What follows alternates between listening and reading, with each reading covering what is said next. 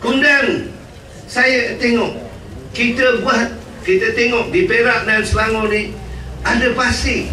Saya tengok, orang dapat pasir, kita bagi lesen, ambil pasir daripada tanah kerajaan, kita dapat 17 juta.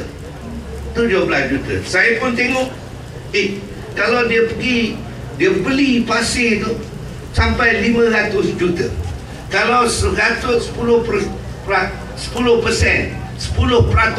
daripada 500 juta, kita dah dapat 50 juta. Ini kita dapat 17 juta.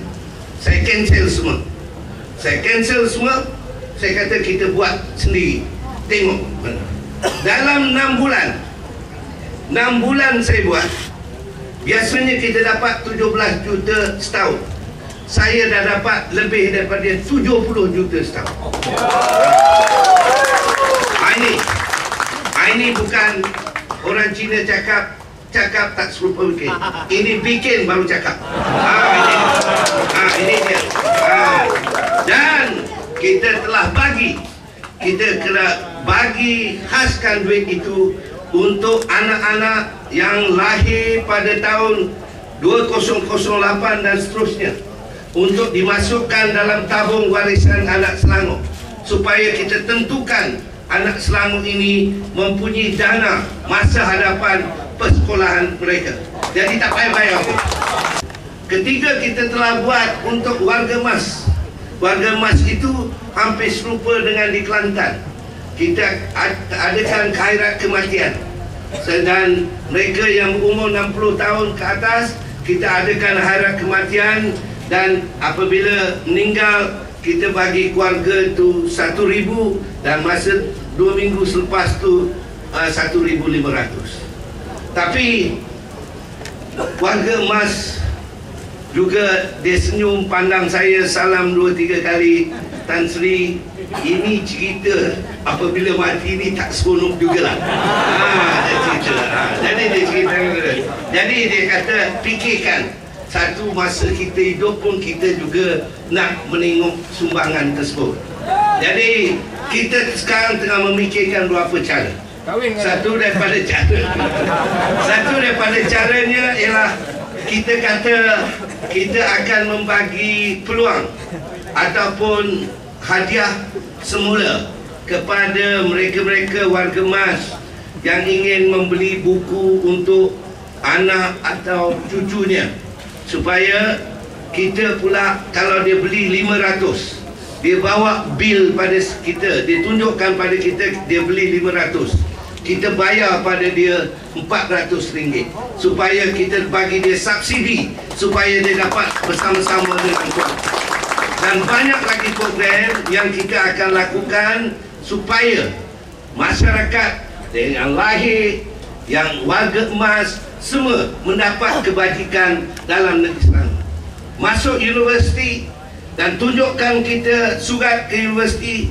Dari keluarga miskin, kita bagi RM1,000. Terus kita tak soal apa-apa, kita bagi RM1,000. Jadi ibu tunggal dan juga beberapa program untuk mereka-mereka yang fakir miskin pun kita telah lakukan. Itu kita buktikan bahawa negeri Selangor ialah negeri yang berkebajikan. Saya telah mengemukakan satu ransangan ekonomi negeri Selangor.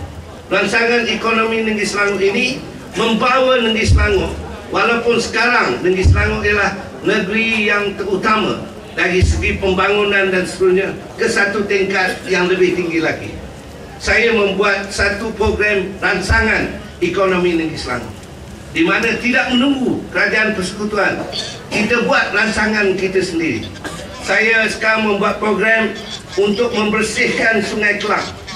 Sungai Kelang itu dibersihkan dengan berarti, kalau dulu orang Kelang dia naik jambatan, dia tak tengok kiri kanan sebab dia malu tengok sungai.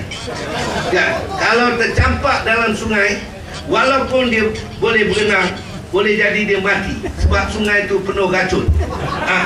Dan kedua, kita dapati kita tidak dapat menggunakan hartanah di sebelah kiri dan di sebelah kanan Sungai Kelang. Jadi oleh sebab itu program kita daripada Ulu Gombak sampai ke Kuala Kelang sejauh 120 km akan kita bangunkan menjadi sehinggakan satu masa nanti orang nak pergi ke Kuala Lumpur daripada Kuala Kelang tak payah gunakan jalan raya, tak payah gunakan LRT, tapi dia naik boat daripada Kelang sampai ke Mesjid Jamek di Kuala Lumpur. Dan saya akan membuat satu rangkaian perjalanan yang lebih baik. Dulu LRT, Light Rail Transport, sampai ke Petaling Jaya. Kita akan panjangkan sampai ke Kelang, sampai ke Kuala Kubu, sampai ke Kajang, supaya seluruh negeri Selangor ini dirangkumi. Itu boleh kita fikirkan. Dan saya juga menjalankan satu projek di mana di Sabak Bernam, di Sungai Besar, di Tanjung Karang dan di Kuala Selangor, lebih 19,000 hektar orang menanam padi. Dan kita sekarang membuat projek melipat gandakan keluaran padi daripada 4 tan 1 hektar menjadi 8 tan 1 hektar. Dengan sendiri masyarakat di kawasan tersebut dapat melipat gandakan pendapatan mereka. Itu rangsangan ekonomi yang kita lakukan. Telah kita buktikan bahawa Pakatan Rakyat dalam 1 tahun saja telah membuat beberapa rancangan tersebut. Itulah sebabnya Barisan Nasional takut nak bagi Perak kecil. Itu takut.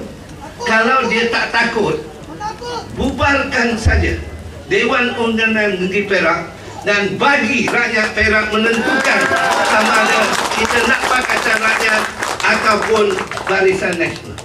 Itu sebab saya berharap kali ini 7 hari bulan April ini ialah tarikh yang paling penting.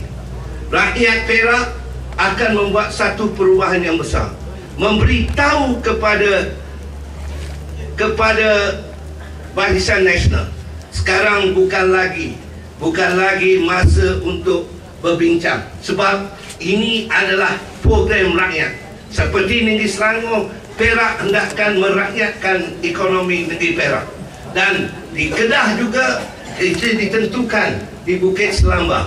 Dan saya rasa rakyat Iban akan memberi sokongan yang paling kuat kepada wakil calon kita di Lubuk Antu dan Batang Air. Jadi kita habiskan Antu, kita terus bangunkan negara Malaysia ini, kerana negara Malaysia ini kaya tetapi rakyat tidak dapat merasai. Jadi tuan-tuan dan puan-puan akan memberi undi supaya adanya perubahan dalam masyarakat kita, dan anak-anak dan cucu-cucu kita akan merasai kekayaan ini. Saya berani datang kerana inilah masanya. Kawan-kawan kita semua, marilah kita mengambil kesempatan ini membuat perubahan dalam politik Malaysia. Bahawa politik Malaysia perlu perubahan, iaitu rakyat yang akan menentukan kepimpinan, dan rakyat menghendaki kepimpinan untuk memikirkan kesejahteraan rakyat. Kalau tidak itu, rakyat tidak akan memilih kepimpinan tersebut.